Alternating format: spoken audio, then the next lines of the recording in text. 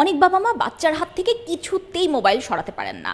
তাদের জন্য আজকে খুব ছোট্ট একটা চিপা বুদ্ধি শিখিয়ে দিব, যাতে আপনার বাচ্চা মোবাইলের দিকে তাকাতে আগ্রহ পাবে না, বরং তার আশেপাশের যেই বাস্তব জগৎ সেইটাতে সে খেলাধুলা এবং অন্য কাজে বেশি মনোযোগী হবে। আমি কিন্তু এর আগে বাচ্চাদের জন্য কোন কার্টুন নিরাপদ এবং কোন কার্টুন তাদের ব্রেইনের ডেভেলপমেন্টের জন্য অনিরাপদ সেটা নিয়ে দুটো ভিডিও দিয়েছিলাম। সেখানে আপনারা অনেকেই কমেন্ট করেছেন এবং বলেছেন যে এই সমস্যা থেকে আপনারা বের হতে চান। সেখানে আমার এক ফলোয়ার আমাকে এই বুদ্ধিটা দিয়েছিলেন। তিনি তার বাচ্চাকে মোবাইলটা সাদা কালো করে তারপরে দেন। তার মানে আপনার বাচ্চা যখন স্ক্রিনে দেখবে যে সেখানে আসলে কোনো রঙিন জগৎ নেই, তখন সে কিন্তু তার আশেপাশের জগতেই বেশি মনোযোগী হবে। আপনারা আপনাদের মোবাইল সাদা কালো কিভাবে করবেন?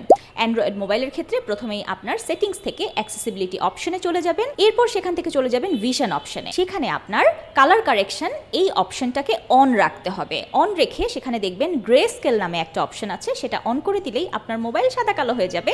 এরপর মোবাইলে আপনি বাচ্চাকে কোনো কার্টুন দিলে দেখবেন সে সেই কার্টুনে আর মনোযোগ ধরে রাখতে পারছে না। যাদের আইফোন আছে তারা যেটা করবেন, সেটিংস অপশন থেকে অ্যাক্সেসিবিলিটিতে যাবেন এবং সেখান থেকে অ্যাক্সেসিবিলিটি শর্টকাটস এই অপশনটাতে সিলেক্ট করবেন। সেখান থেকে আপনারা কালার ফিল্টার্স অপশনটা সিলেক্ট করে বের হয়ে আসবেন।